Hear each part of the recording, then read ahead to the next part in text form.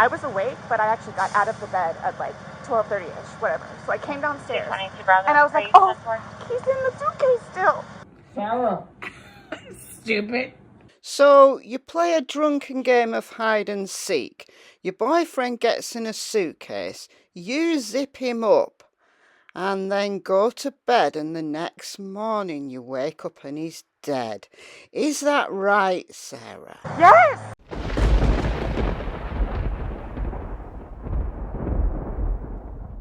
Hello everyone, welcome to another video. If you're brand new here, if this is the first time you visited my channel, please do consider subscribing, and if you like this video, give it a thumbs up. So this is probably my most requested video ever, and this is the case of Sarah Boone and the suitcase. Is this a case of a battered woman who is absolutely at the end of her tether? Is this a silly drunken mistake, or is it somewhere in between?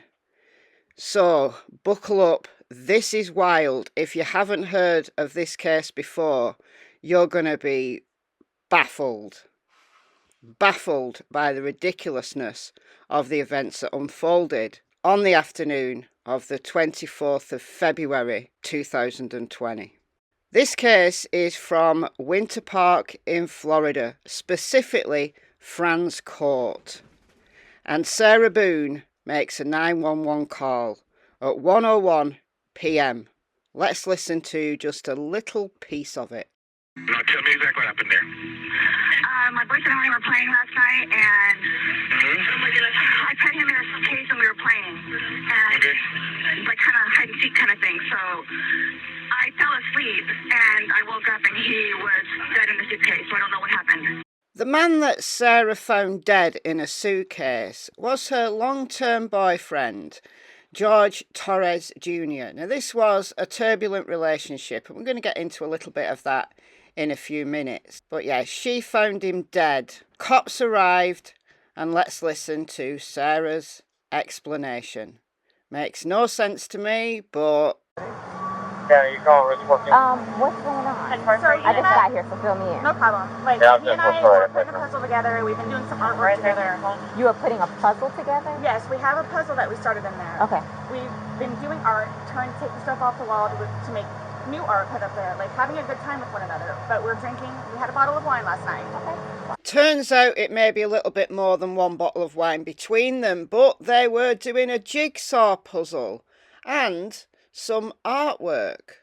They like to do art, and yeah, that's what they were doing. Then We decided to play hide and seek, right? Okay. So he gets in the suitcase, okay? Who is this guy? That's my ex-husband, my former husband. How did he lives here with you guys? No, I called him over here. Okay, okay, I didn't know what to do. okay, I didn't know what to do. okay. So then he came over here. Here, let's talk in private, okay? I called you guys. I tried giving him CPR. The problem is I fell asleep. I fell asleep When did you do CPR? this morning when I found him. Before you called? Yes! It's 1 o'clock right now. I tried.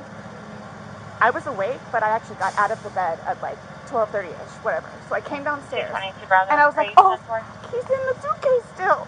see, the problem was this game of hide and seek happened the night before. We know what time it happened because Sarah videoed it, but we'll get there. So she gets up 12:30 the following day, and George is dead. So the officer then goes to speak to Sarah's ex-husband, Brian. Now, Brian and Sarah split up. They share a child together. They share custody. Let's listen to what Brian has to say. Now, it isn't very complimentary towards Sarah. He seems to know a lot. Very informative. Well, I've been calling. Come down here, we gotta talk. I've been calling since. You've been calling your ex-wife or current Yes, wife? yes. Okay. No. Ex-wife. We've Okay. been divorced about a year and a half. Bro. About 11:30 is when I started calling to find out, because this is supposed to be her day. Can to, you give me her child. 1764, please? Okay. She's generally not very good about always doing it. drink. They called back and said she was still there, or she came back. So I was calling to find out if she was going to be getting him or not today. From school? Yes. Okay. So Brian had been calling Sarah because he wanted to know whether she was picking their son up from school. She wasn't very good at this because she drank too much, and I think that is the heart of this problem. Sarah had a drink problem. And when Sarah and George were both drinking, they would fight. Again, we'll talk about that shortly. But Brian calls Sarah. Sarah told him this horrible story, so he went round to Sarah's place to see what was going on. Got over here, told her she needed to call 911, get somebody over here, and then basically she said she needed to go outside, have a drink and a cigarette. The drink and the cigarette. Sarah seemed more concerned about getting a drink of Dr. Pepper and a cigarette than anything that was happening inside her home, and her boyfriend lying dead, having been in a suitcase all night. Okay, but you've met him before? I've met him before, yes, okay. yes. They've got a whole fun history. Oh, really? Oh, you guys have been called over here twice. For the two of them? Yeah, he's been arrested like I think 5 times for against her, so. Really? Okay, I'm not familiar with, So, I haven't been here personally. So they have he's currently on parole because of it, so. Because of domestic violence with her? Yes. Oh, okay, okay. Yes, from last time he got, whatever it's called, retrial something or other. He had to go to a domestic violence class. Okay. I know he was doing it, a parole officer, stuff like that. But I mean, like, every time she'd have him arrested, the next day she was trying to get him bailed out of jail. So I don't know what it is. So now would be a good time to talk about Sarah and George's turbulent relationship. Now, in 2018, they'd been dating for about 1.5 years and residing together for the majority of that time. And drink was always involved in these domestic disputes. These disputes attracted attention from the cops on a semi-regular basis. This report is from 2018. So they'd been verbally arguing and had been consuming alcohol. Sarah placed both her hands around George's throat and applied pressure to the extent that George was having a difficult time breathing. George was sitting on the steps and started kicking towards Sarah in an attempt to get her off him. George believes he might have kicked Sarah in her face, but was not sure. George believes that if he did not kick Sarah off of him, she would have made him incapacitated due to being strangled. But George refused medical treatment, and he also refused to write a statement or sign any dating violence paperwork. On other occasions, Sarah did. Now, this was from August 2019. So again, cops were called to the residence. And again, this is a verbal argument that escalated, probably due to drinking. So approximately 8 p.m, Sarah was in her bedroom sleeping when George woke her, going into the bedroom screaming and angry. George continually punched Sarah in the neck and pulled her hair. Sarah threw George off the bed when she feared he was going to bang her head on the marble windowsill. Sarah and George had been dating since March 2016, and they thankfully had no children in common. During this interaction that the cop had with Sarah, she appeared angry, upset, continually apologised and stated that she was fed up with being hit, and she did have marks on her. But like George, she always refused to press charges up to this point. But as Brian said, George eventually ended up on parole, having to go to domestic violence treatment programs, and this case just wasn't getting any better. So is this a case of Sarah putting George in the suitcase because she was terrified of him? If you want my opinion of this, this feels like 6 of one and half a dozen of the other. I don't think Sarah was scared of George. Fractious relationship, and when they were drinking, things got rough. But both of them were victims, but both of them were perpetrators. In psychology, we call this common couple violence or situational couple violence. The terms are used interchangeably. Anyway, back to Sarah and what she had to say to the cops. I fell asleep, forgetting that he was in the suitcase. So you guys were playing the hide and go seek? Yes. And at some point you put him in the suitcase? No, he got in the suitcase. So he thought it would be funny to be put in the suitcase. So I was like, okay, well, I'm going to joke with you and I'll zip you up and make him, you know, squirm a little bit, whatever it is. But then I fell asleep. I fell asleep. Where was the suitcase? Right where it is. Right down there? Yes. You zipped him in there? Yes. Thought he would be funny, a little joke? It was. We both were laughing about it. And then I fell asleep. Where did you fall asleep at? Upstairs. In your bedroom? Yes. Okay. Totally forgetting that he was in the suitcase still. Okay. So he got in the suitcase voluntarily, but she zipped him up and thought she would let him squirm a little bit. And then she went upstairs and forgot all about him. But Sarah took 2 videos of George in the suitcase. This is hard to hear, especially if you're claustrophobic. But this is the first video she took at 11:12 p.m. Sarah.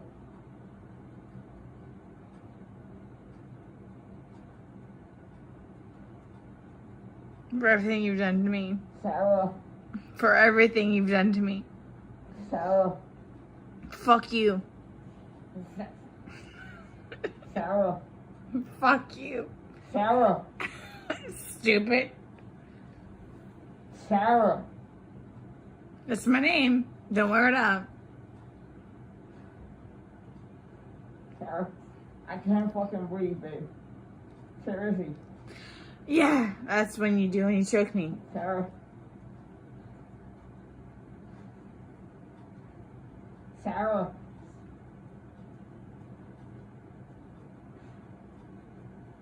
Sarah.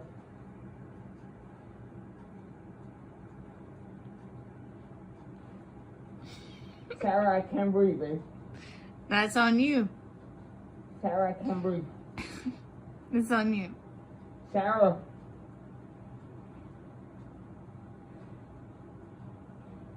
Real or ransom.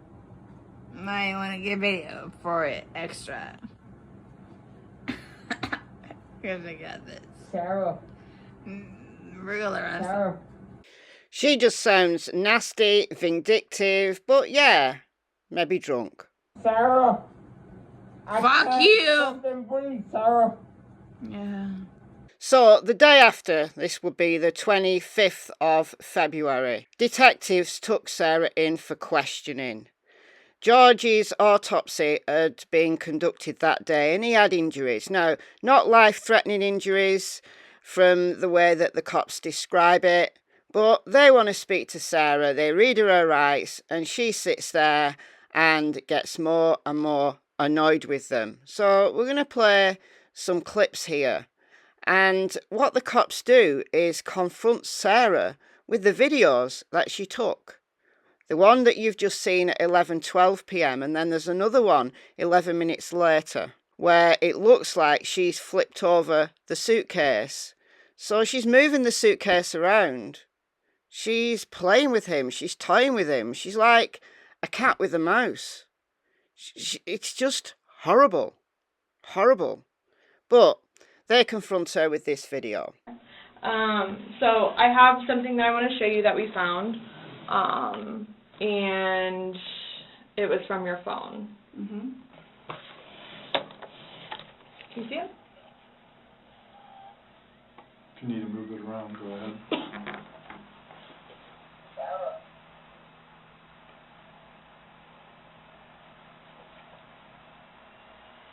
No, I don't remember that. For everything you've done to me. For everything you've done to me. Your battery's about to die. Shutting down. Oh, okay.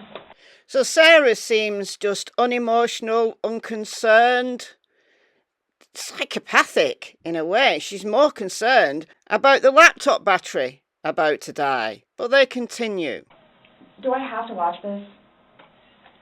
I continuously throw up. I don't sleep. I don't want to see it, if that's okay. Well, it's on your phone, and you can either explain it or we take it for what it is. Yeah. For everything you've done to me. Fuck you. And this Fuck is, you. that's you, your voice. Stupid.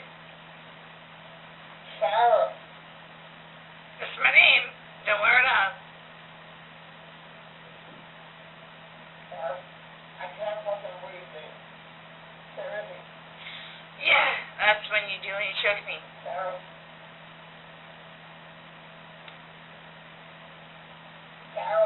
I don't want to watch it, please. In my opinion, she doesn't want to watch it because she knows how incriminating it is. Last time we talked to you, you had said that you put him in the suitcase, he had 2 fingers hanging out. And you I went flipped to him bed. over. I flipped him over, and that's where it was. And there's 2 different videos and a still picture where, yeah, it shows you flipping him in different positions and him saying that he can't breathe. So it goes from funny to no longer funny, But but I you're the didn't- only one laughing. But I didn't think that he was, like, panicky. Like, So pushing up on a suitcase saying, Sarah, Sarah, Sarah, I can't breathe. I can't breathe.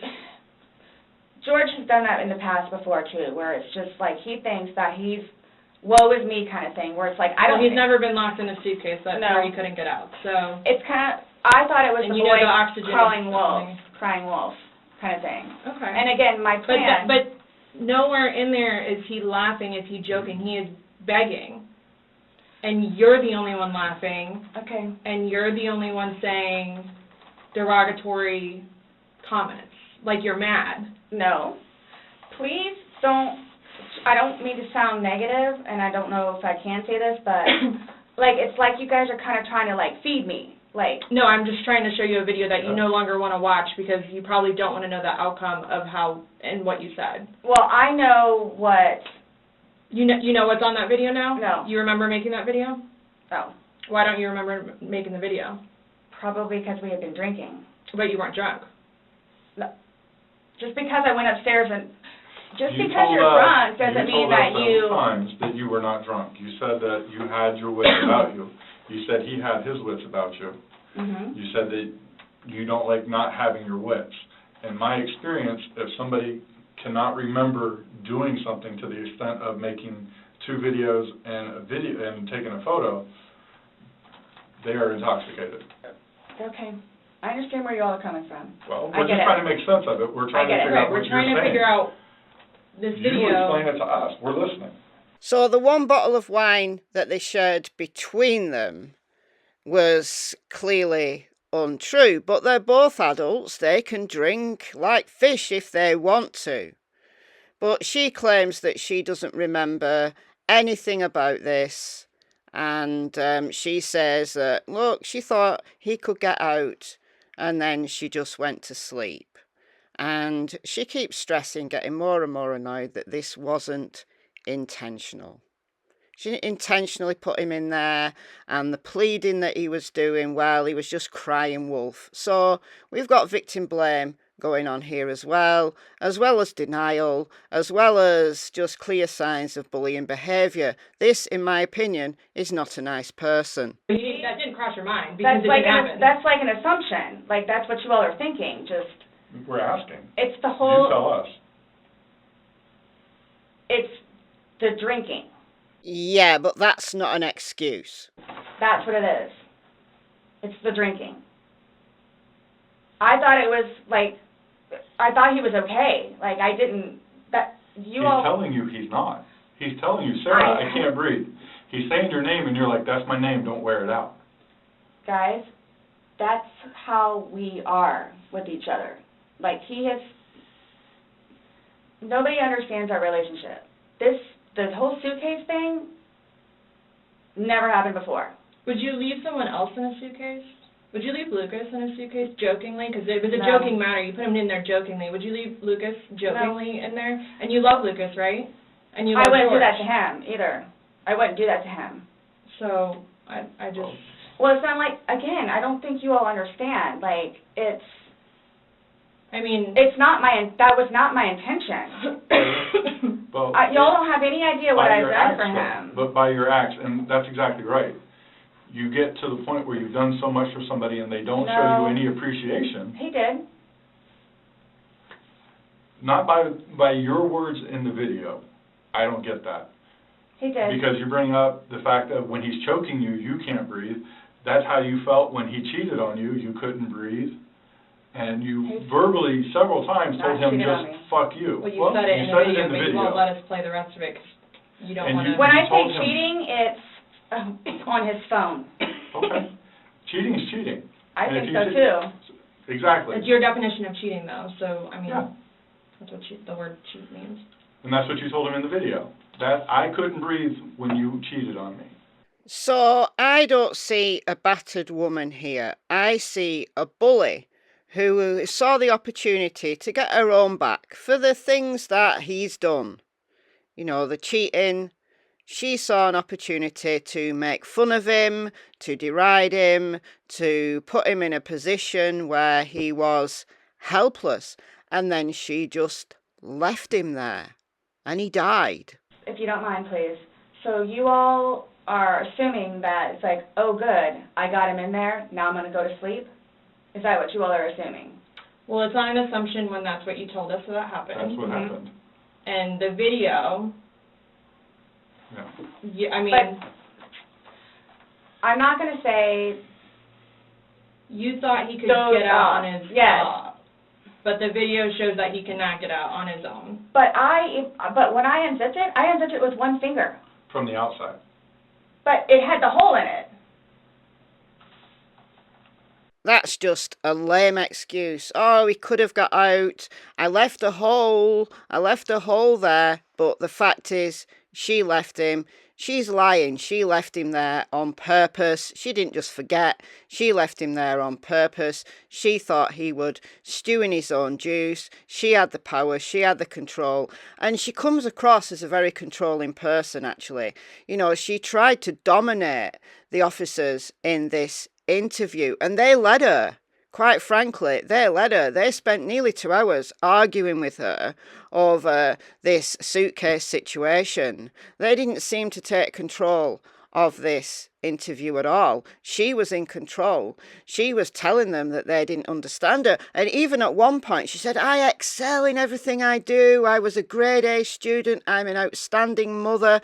Well, that's not true. Not according to her ex-husband, Brian, anyway. She couldn't even be trusted to pick her kid up from school because she was drunk. So, guys, they spent nearly 2 hours talking to her about this, but eventually I think they just reached the end of their tether, honestly. All we see is pushing up, trying to push out of it. Please do not assume. I'm not assuming. I haven't assumed anything. I follow evidence. But my intention was not, again, oh good, I got him in there, now I'm just going to go to sleep. What do you think someone that knows nothing about this or hears just a little bit like, oh, they were playing around in a suitcase She's been drinking and then watches probably that went video? to sleep. That's what happened. But you let him out before. I mean, you put him in, so why didn't you take him out? Because I was upstairs and I fell asleep. So what my thing you is say that we're assuming, we're not assuming, but we're the telling finger, you what's on there. so it just happened to be that whenever I was videotaping or doing whatever else it was, just happened to not have that in it. Okay. And you also, in the video, you can't see any holes. There's nowhere in that where the zipper separates and you can see a hole. If there's a hole, he's pushing on it, begging you to get out. We should probably see that hole that He you're essentially talking would have about. been able to get out. Yeah. Alcohol. Based off what you're telling us, he should have been able to get out. Okay. But the video shows him attempting to get out, begging to get out, and he can't. So that's just what we're trying to figure out. I don't know if maybe you had too much to drink, you zipped it up all the way, and then, you know... I did not zip it up all the way. Okay, well... I did not zip it up all the way. It is terrible. Yeah, so they Horrific. I don't think I'll ever be right because of this. Ever be right. Dealing with everything else that I have in my life, personally, and then this, Okay. whom I loved, it was not intentional. I will put my hand on the Bible. It was not intentional. I didn't mean to leave him there. That's what I'm trying to tell you. You got up and walked away. How is that not intentionally leaving him there? Because I'm looking at the hole, knowing that it's there. He'll get out no problem. Because you don't. And then he doesn't, but you don't go check on him. You say you're up for 30 minutes, and he doesn't come up. You don't go down and check on him? I'm in the bed. You even move. And off. You admit to moving the suitcase like over. So You roll it. You roll it over. Like it's not like. I didn't want it to be like that. Don't. You didn't want him to be upside down. How do you even get upside down? Right. Fuck you. You guys are killing me right now. I just want you to Probably hear. shut the fuck up. That's how he talks to me most of the time. Anyway, after nearly 2 hours of this, the cuffs come out. Okay. Or can I not make a phone call? You'll be able to make a phone call when we get you down to the jail. So why is this happening? So this was a trick. No, it's not a No, trick. not How's a this a trick. trick? I'm in here to ask you to explain a few things to us, and You were read your rights. your response to everything was basically, I didn't do it. Intentionally. I have to go through that. Doesn't matter. You still did. So this was 2020, and this case was due to go to trial actually, but it's not got there yet. But a few days ago, there was a status hearing. Let's listen into that. 03, State of Florida. Andy Cacciatore on behalf of the state. Defense. Frank Bankowitz. Let's go ahead and swear Ms. Boone in. May you please raise your right hand and be sworn in? Do you solemnly swear or affirm that the testimony you shall give shall be the truth, the whole truth, and nothing but the truth? Yes. Morning, ma'am. Tell me your name and your date of birth. Sarah Boone, October 10th, 1977. All right, we're here for pretrial conference today. Mr. Bankwitz, where do you stand in regards to preparing for The trial? defense is not ready. We're requesting a continuance. We are having difficult time finding an expert who is willing to work for the JAC rates. And so I'm still, it's an essential part of the case, basically. It's never been initiated before by any of the prior attorneys that I'm aware of. In broad terms, what's the nature, what's the Battered field? spouse defense. Okay. Statutorily, we have to give the state notice, sufficient time, and name of the expert and the essential elements that they'll be testifying to. Okay. Mr. Cacciatore, what's your position in regard to the defense request for continuance?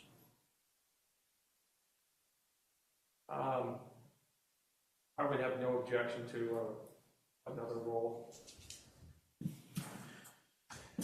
So, Mr. Bankwitz, how deeply have you plumbed the depths of the pool of experts in this field to find out or find one who's willing to work for the JAC rate? Well, I've actually talked to 3, and they don't have contracts with JAC and are not willing to work with JAC. And I've made some other inroads with battered woman shelters, trying to get their psychologists, who'd be willing. Problem is willing to testify, basically. Okay. Because of the concern about the compensation rate for testimony? Well, that's one of the things. And to be honest with you, this case has had so much notoriety that people don't want to be involved. Okay. I think that's it. I can't see a domestic violence expert anywhere testifying on behalf of Sarah Boone, saying that she was a battered woman and this was some kind of self-defense, because it just wasn't. Sarah Boone was a controlling bully, in my opinion. And I am a psychologist, and I am an expert in domestic violence, and I do not see a battered woman here. I really don't. She was the aggressor. How she's going to be able to argue anything other than it's a fair cop gov, I have got no idea. But the trial is now scheduled for July. So watch this space. This is a tragic case. If I was going to be flippant, I would say this is a tragic suitcase. But Sarah Boone is bang to rise. And, George Torres died. He died under the most horrific circumstances. But let me know what you think about this case in the comments below, and I'll see you all in the next video. Bye, guys.